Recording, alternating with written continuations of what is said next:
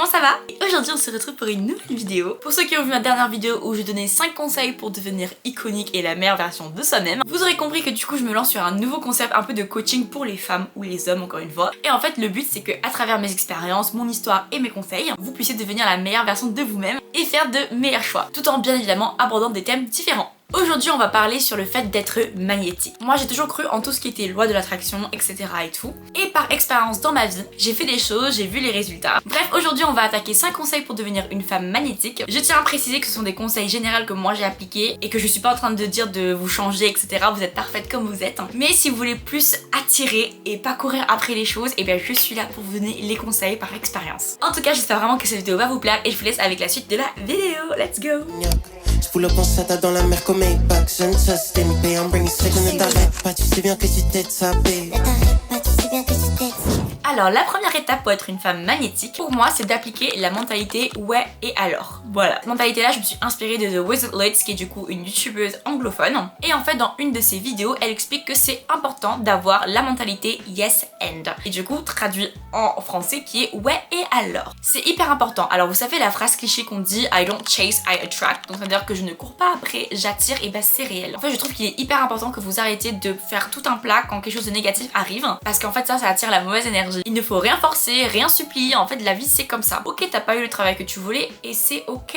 Alors je sais très bien que si vous avez bossé pour une promotion ou que vous avez vraiment donné beaucoup dans une relation et qu'elle se termine, que vous soyez triste, c'est tout à fait normal, c'est humain. Mais pour attirer ce qu'il y a dans votre vie de positif, des fois il faut savoir dire ouais et alors. Ok t'as perdu une amitié, ouais et alors. Ah cette fille là elle a parlé sur ton dos, ouais et alors qu'est-ce que ça change à ta vie? En fait il faut que tu saches que ces gens qui te rendent malheureuse ou les choses négatives de ta vie, ils ne payent pas le loyer, ils ne payent pas les factures. Ces gens là ne payent pas non plus tes impôts et tu n'es pas censé mendier l'attention et l'amour des autres. C'est hyper cliché ce que je veux dire mais le silence est l'arme la plus puissante que tu peux avoir. Donc applique la mentalité ouais et alors dans des situations où vraiment ça ne devrait pas te demander autant d'énergie et apprends aussi à attirer ce que tu veux en disant les bonnes choses et pas en étant full négatif. Moi je me rappelle dans mes anciennes relations, bien sûr sur le moment j'étais triste, c'est normal, c'est humain, mais je me suis regardée dans la glace et j'étais en mode genre ok Marina t'es quelqu'un, vraiment genre regardez-moi ce pain.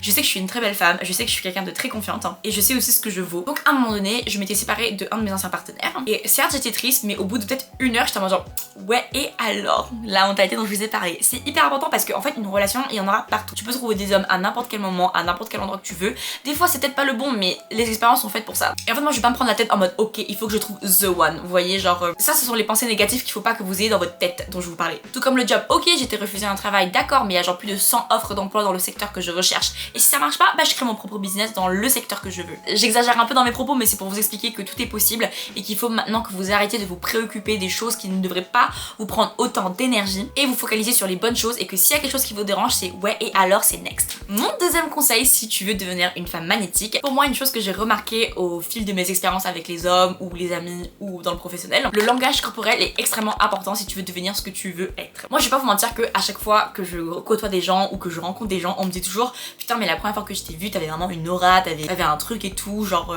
bref c'était imposante. Et en fait moi je trouve ça hyper important d'avoir des expressions faciales, une manière de bouger qui montre qui vous êtes et qui sait aussi mettre des limites sans forcément besoin de parler. Je pense que vous l'avez remarqué, je suis une femme qui adore parler, qui est extrêmement extravertie, donc je suis pas en train de dire de vous calmer et d'être moins bruyante. Croyez-moi que quand je suis au bar c'est moi qu'on entend le plus sur la terrasse, mais tout se joue dans comment je me comporte. Je tiens encore à le préciser que je suis pas en train de vous dire de changer comment vous êtes, c'est juste que si vous voulez commencer à devenir plus une femme magnétique comme le titre l'indique et juste attirer ce que vous souhaitez, et ben il faut que vous ayez le comportement pour. Vous pouvez pas vous attendre à perdre du poids si vous continuez à manger des burgers, c'est ça que je suis en train de dire en fait. Alors je sais que pas tout le monde porte des talons mais une femme qui porte des talons c'est hyper imposante et c'est très joli et moi j'adore me balader en talons, en bottes et tout. Et le fait de marcher hyper droite et de faire des pas assez forts et qu'on entend bien mes talons, c'est une manière pour moi de m'imposer et de me faire remarquer sans forcément demander l'attention des autres. Je regarde toujours droit devant moi quand je marche dans la rue, genre vraiment je regarde droit même si je sais qu'il y a des gens qui me regardent et qu'il y a des eye contact, je fais pas ça, je ne fais pas ça. Moi je marche tout droit et je suis dans ma tête avec mes écouteurs. En fait l'énergie que tu vas dégager au premier abord est extrêmement importante sur la manière dont les gens vont se comporter envers toi. En fait plus tu vas te montrer accessible et moins les gens ont envie de te connaître parce qu'ils savent que t'es accessible. Mais plus tu vas mieux te présenter et mieux te tenir quand tu arrives dans une pièce, et ben les gens seront intrigués. Bien sûr ce contexte là c'est vraiment quand vous arrivez à un entretien, quand vous arrivez dans un endroit où vous ne connaissez pas les gens.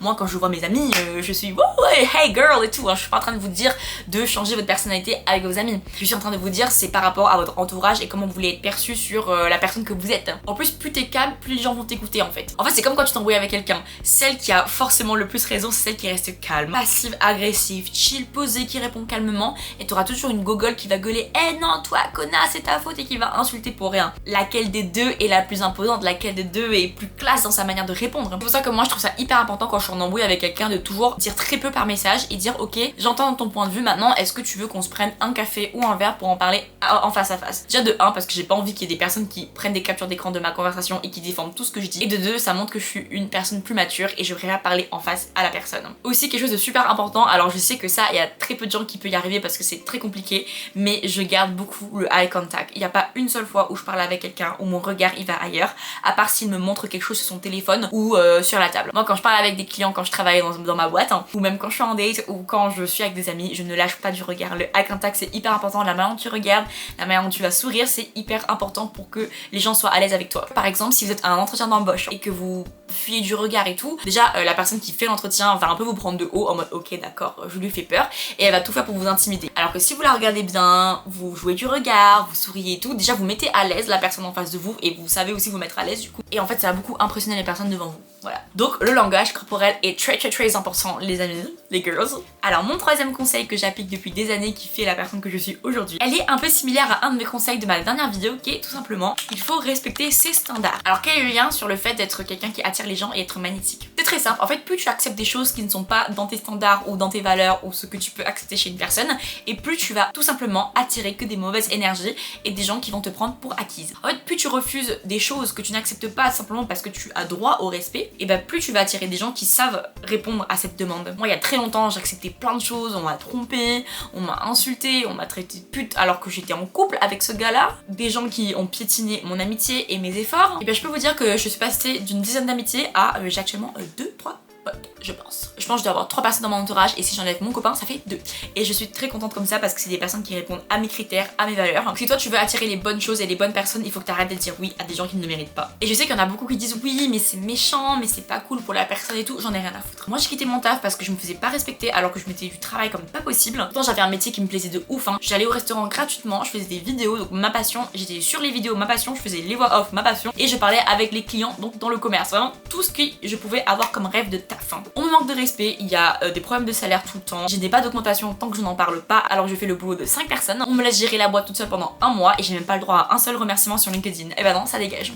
Donc oui, je suis partie. Les gens que j'ai beaucoup appréciés dans ma vie en termes d'amitié ou amour qui reviennent, ça dégage aussi parce que tout simplement ils m'ont fait du mal. Je sais qu'il y a beaucoup de gens qui disent oui non mais des fois, alors pour les relations ceux qui disent oui mais moi je pourrais être amie avec mon ex parce que humainement la personne je l'aime bien et tout, voilà il m'a fait du mal mais ça c'est quand on était en couple, je suis désolée mais tu te voiles la face. Moi accepter qu'un ancien partenaire à toi reste dans ta vie malgré le mal qu'il t'a fait et que tu te bases sur la personne humainement parlant. En fait si cette personne là elle a été mauvaise avec toi en amour, elle sera tout aussi mauvaise qu'avec toi en amitié. Surtout qu'en plus je trouve ça hyper bizarre, enfin je sais pas vous mais moi je trouve ça juste hyper bizarre. Moi je peux pas rester amie avec mes anciens partenaires. Quand tu respectes tes standards, c'est à dire que toi tu t'aimes plus que les autres. Moi je suis avant tout le monde, je suis désolée. J'aime de tout mon cœur mon copain, j'aime de tout mon cœur ma meilleure copine, j'aime de tout mon cœur ma famille, mais je suis désolée, moi je passe avant et c'est comme ça. Ce sont mes standards, mon respect à moi. Même moi ma famille quand elle me manque de respect, bah je suis prête à ne plus leur parler simplement parce que je ne tolère pas le manque de respect. Croyez-moi que ça m'a permis de me sortir de plein de situations où j'ai failli me faire enculer par des gens. Expression bien évidemment, hein, parce que vous pensez de cochon. Quatrième étape pour devenir une magnetic girl. Ça, je vais pas vous mentir, c'est un conseil que j'applique régulièrement, mais pas assez souvent.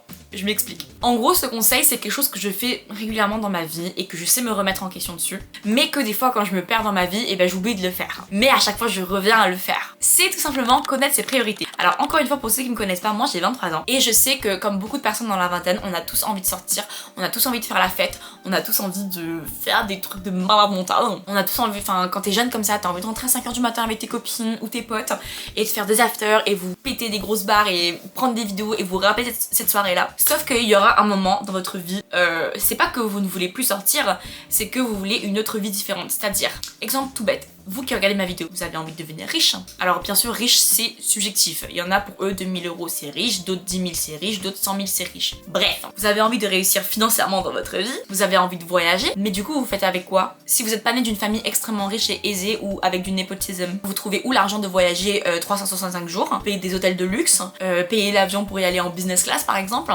acheter une maison? Malheureusement c'est pas les bouteilles en boîte qui va payer ça. Et en fait il faut juste connaître ses priorités. T'as le droit de sortir, t'as le droit de faire la fête, tu fais comme tu veux, t'es jeune, tu fais ce que tu veux. Ce que je veux dire par là c'est que si vous avez des objectifs particuliers dans votre vie, il faut savoir faire des priorités dans votre vie. Malheureusement si vous voulez atteindre la personne que vous êtes et attirer ce que vous voulez, il faut savoir dire non à des soirées, à des apéros. Un truc que mon copain m'a toujours dit, c'est que quand vous allez au bar ou quand vous allez en boîte, c'est un peu la récompense du travail que vous avez fait. En fait je suis pas en train de vous dire de vous interdire tout ça et que vous devez vous interdire, même moi je suis la première, dès qu'on dit apéro je suis là avec 5 bouteilles hein. Ce que je veux dire par là c'est qu'il faut que votre temps de travail pour devenir la femme que vous voulez être et obtenir la vie que vous voulez soit plus forte que la partie où vous allez boire des coups et faire la fête hein. Et c'est hyper important de savoir prioriser tout simplement les nécessités dans votre vie si vous voulez atteindre une vie que vous souhaitez, qui est la vie de votre rêve tout simplement. Moi même si des fois c'est compliqué de faire des vidéos quand je vois les statistiques, mais si je veux avoir une place sur le YouTube game et faire mes objectifs que j'ai envie de faire, créer une marque, créer un business et tout, et ben je suis obligée de prendre cette caméra et de filmer et de monter en fait, j'ai pas le choix, c'est comme ça, c'est la vie. Et je sais qu'à force de travailler je vais attirer exactement ce que je veux, je l'ai déjà fait une fois quand j'étais plus jeune où j'ai réussi à percer grâce à une vidéo sur YouTube, je sais très bien que je peux le refaire actuellement donc voilà. Donc catégorisez bien vos priorités. Très important. Et enfin, on passe au dernier conseil, à la dernière étape pour devenir une money girl. J'adore la vibe. C'est quelque chose qui m'a beaucoup aidé, mais je vais pas vous mentir que des fois je voulais péter un cap parce que je ne voulais ne pas respecter. Mais au final, ça m'a apporté que du bien de l'avoir fait. C'est tout simplement la retenue. Je pense qu'on a tous déjà vécu cette situation. On a voulu insulter quelqu'un parce qu'elle parlait trop mal, qu'on a voulu partir au quart de tour, ou des fois qu'on voulait trop parler mal de quelqu'un ou dire trop de choses et vraiment pas se retenir. Et en fait, je me suis rendu compte que de me retenir, ça m'a beaucoup aidé. À des moments, quand j'avais des situations un peu malaisante avec des gens, donc un peu comme des disputes en public et tout, au lieu d'être en mode hey toi connasse je vais te tuer, c'était en mode ok.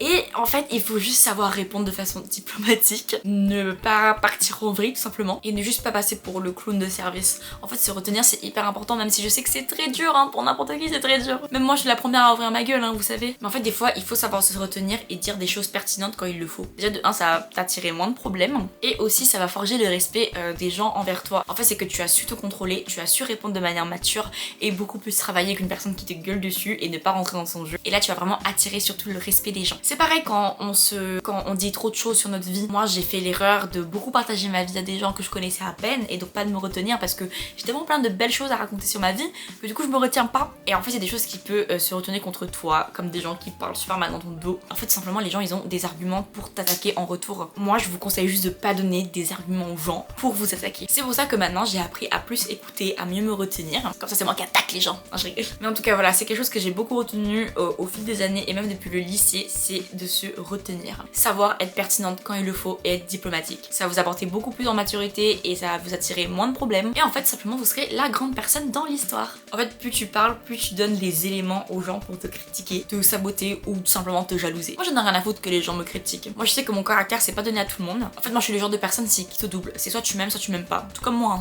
soit je t'aime pas. Y a pas de ouais, non, mais je l'aime bien, non, je t'aime pas. C'est tout.